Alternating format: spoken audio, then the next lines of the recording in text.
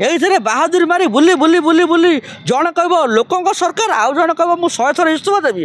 ତୁମର ଲୋକଙ୍କ ସରକାର ତୁମ ପାଖରେ ଥାଉ, ତୁମ ଇସ୍ତଫା ତୁମ ପାଖରେ ଥାଉ, ଏଠି ଦୋଷୀକୁ ନ୍ୟାୟ ଦିଅ। ଇଏ ଯାହା ଘଟିଛି ସେ ସବୁ ଜିନିଷକୁ ପ୍ରୋଟେକ୍ସନ୍ ଦେଉଛି ଓଡ଼ିଶା ପୋଲିସ।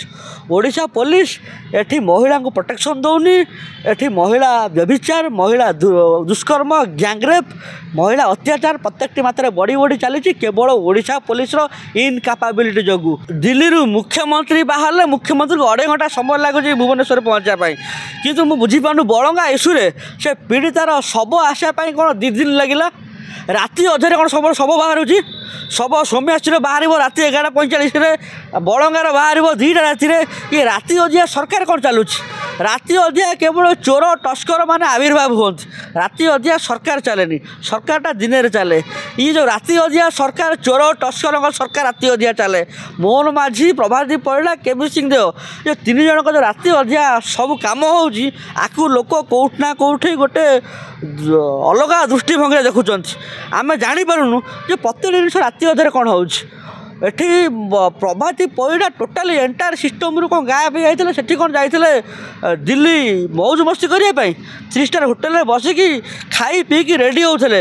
କେବଳ ଖାଇବା ପିଇବାରେ ତାଙ୍କର ସମୟ ସରୁଛି। ଗୋଟେ ପୀଡ଼ିତାକୁ ତୁମେ ନ୍ୟାୟ ଦେଇପାରିଲ ନାହିଁ, ଲାଷ୍ଟକୁ ପୀଡ଼ିତା ମରିଗଲା। ପୀଡ଼ିତା ଠାରୁ 4 ଥର ବୟାନ ରେକର୍ଡ଼ କଲ। କ'ଣ ବୟାନ ରେକର୍ଡ଼ କଲ? କିଏ ଦୋଷୀ ଆଜି ପର୍ଯ୍ୟନ୍ତ ଧରା ପଡ଼ିଲା ନାହିଁ। ଏଇଥିରେ ବାହାଦୁରୀ ମାରି ବୁଲି ବୁଲି ବୁଲି ବୁଲି ଜଣେ କହିବ ଲୋକଙ୍କ ସରକାର, ଆଉ ଜଣେ କହିବ ମୁଁ 100 ଥର ଇସ୍ତଫା ଦେବି। ତୁମର ଲୋକଙ୍କ ସରକାର ତୁମ ପାଖରେ ଥାଉ, ତୁମ ଇସ୍ତଫା ତୁମ ପାଖରେ ଥାଉ, ଏଠି ଦୋଷୀକୁ ନ୍ୟାୟ ଦିଅ। ଏ ସବୁ ଜିନିଷ ତଦନ୍ତ ପରିସରଭୁକ୍ତ ହେଲେ ତାକୁ ଏଠି ସେ ଉପମୁଖ୍ୟମନ୍ତ୍ରୀ ପ୍ରଭାତୀ ପରିଡ଼ାକୁ ମଧ୍ୟ ତଦନ୍ତ ପରିସରଭୁକ୍ତ କରିବା ଦରକାର। କାରଣ ସିଏ ତାଙ୍କର କେଉଁ ପାରିବା ପଣିଆ ଅଛି ଯେ ଗୋଟିଏ ଦୋଷୀ ଆଜି ପର୍ଯ୍ୟନ୍ତ ଧରା ପଡ଼ିଲା ନାହିଁ। ସେ ଗାଁରେ ଜାଣିଥିବେ ଦୋଷୀ କିଏ, ସେ ପଞ୍ଚାୟତରେ ଜାଣିଥିବେ ଦୋଷୀ କିଏ, ଆଜି ପର୍ଯ୍ୟନ୍ତ ଓଡ଼ିଶା ପୋଲିସ ଜାଣିପାରୁନି ଦୋଷୀ କିଏ।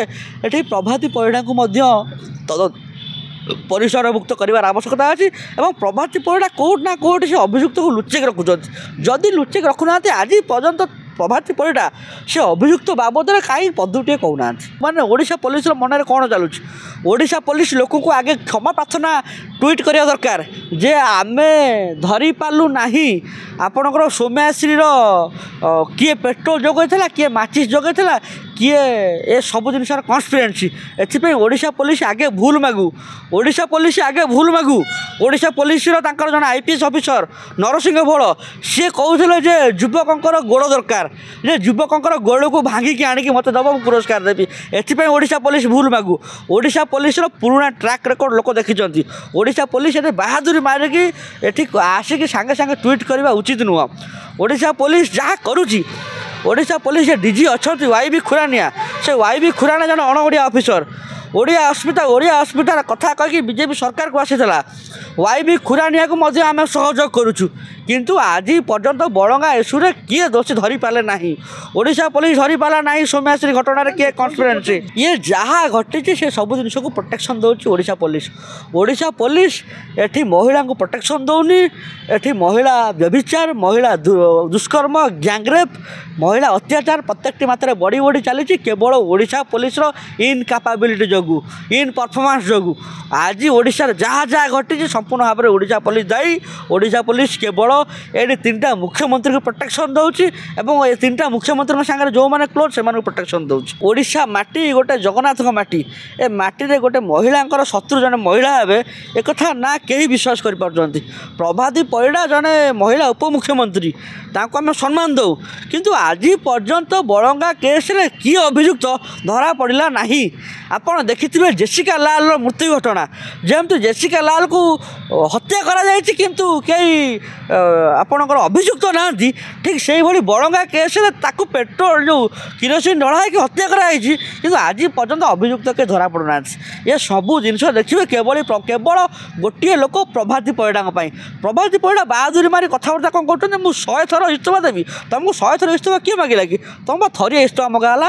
ଏ ବାହାଦୁରୀ ଫୁଟାଣି କଥାବାର୍ତ୍ତା ପ୍ରଭାତୀ ପରିଡ଼ା ତାଙ୍କ ଘରେ କରନ୍ତୁ, ତାଙ୍କର ସିଏମ୍ ଅଫିସରେ କରନ୍ତୁ, ମୋହନ ମାଝି କୁହନ୍ତୁ, ନରେନ୍ଦ୍ର ମୋଦି କୁହନ୍ତୁ, ଲୋକଙ୍କୁ ଆସି କୁହନ୍ତୁ 100 ଥର ଇସ୍ତଫା ଦେବି। ଆରେ ବାବୁ, ଇଏ କି ଭାଡ଼ୁ ଆମେ କଥାବାର୍ତ୍ତା? ତୁମେ କ'ଣ 100 ଥର ଇସ୍ତଫା ଦେବ? ଆମେ କହୁଛୁ ଝିଅକୁ ନ୍ୟାୟ ଦିଅ। ଅଭିଯୁକ୍ତ କିଏ ଆଜି ପର୍ଯ୍ୟନ୍ତ ଧରା ପଡ଼ିଲା ନାହିଁ। ଅଭିଯୁକ୍ତକୁ ତୁମେ ଲୁଚେଇ ରଖିଛ ନା ନାହିଁ ସେ କଥା ପଚରା ହେଉଛି। ତୁମେ କହୁନ ନା ନାହିଁ ଅଭିଯୁକ୍ତ ମୋ ପାଖରେ ନାହିଁ, ମୁଁ ଲୁଚେଇକି ରଖିନି। ଆଉ ତୁମେ ଗୋଟେ ବାହାଦୁରୀ କଥାବାର୍ତ୍ତା କ'ଣ ମୁଁ 100 ଥର ଇସ୍ତଫା ଦେବି? ପ୍ରଭାତୀ ପରିଡ଼ା କେବଳ ସେଇ ଗୋଟିଏ ଲୋକ ପାଇଁ ଆଜି ବଳଙ୍ଗା ଇସ୍ୟୁରେ ଗୋଟେ ମହିଳାର ଜୀବନ ଚାଲିଗଲା। ସେ ମହିଳା ରିକଭରି କରୁଛି ସବୁଦିନ କହିଲ, ସଡ଼ନ୍ ସେ ମହିଳାର କେମିତି ଡେଥ୍ ହେଲା? ଗୋଟେ ମହିଳା ପାଖକୁ ବାରମ୍ବାର ଯାଉଛି ଏଜେନ୍ସି ଯେ ତାକୁ ତଦନ୍ତ ପରିସର ଭୁକ୍ତ ଆଣିବା ପାଇଁ, ତାକୁ ପଚାରିବା ପାଇଁ ଏଥିରେ ଦୋଷୀ କିଏ। 2 ଥର 3 ଥର 4 ଥର ବୟାନ ରେକର୍ଡ଼ ହେଉଛି, ତଥାପି ଦୋଷୀ ଜଣାପଡ଼ୁନି। ଆକ୍ଚୁଆଲି ଇଏ ତଦନ୍ତ କରୁଥିବା ଏଜେନ୍ସିର ମାଇଣ୍ଡସେଟ୍ କ'ଣ? ଯେ ପ୍ରଭାତୀ ପରିଡ଼ାଙ୍କୁ ପ୍ରୋଟେକ୍ସନ୍ ଦେବା, ନା ପ୍ରଭାତୀ ପରିଡ଼ାଙ୍କର ମାଇଣ୍ଡସେଟ୍ କ'ଣ ଯେ ରାଜ୍ୟରେ ନାରୀ ନିର୍ଯାତନା, ନାରୀ ବ୍ୟଭିଚାର, ନାରୀକୁ ଅତ୍ୟାଚାର ଏସବୁ ଜିନିଷ ବଢ଼ାଇବା? ଦୁଃଖ ଲାଗୁଛି। ଅତ୍ୟାଚାର ବ୍ୟଭିଚାର ପ୍ରତିଟି ମାତ୍ରାରେ ବଢ଼ି ଚାଲିଛି। ଏସବୁ ଜିନିଷ ପ୍ରଭାତୀ ପରିଡ଼ାଙ୍କର ଇଙ୍ଗିତ ରହୁଛି। ପ୍ରଭାତୀ ପରିଡ଼ାଙ୍କର କେଉଁ ଇନଫ୍ରାଷ୍ଟ୍ରକ୍ଚର, କେଉଁ ଆଟମସ୍ଫିୟର ଅଭାବ ରହିଲା ଯେ ସିଏ ଏଇ ଭୁବନେଶ୍ୱର ଏମ୍ସରେ ଟ୍ରିଟମେଣ୍ଟ କରିପାରିଲେନି, ଦିଲ୍ଲୀ ଏମ୍ସ ନେଇଗଲେ, ତାପରେ ପୀଡ଼ିତା ମରିଯାଉଛି।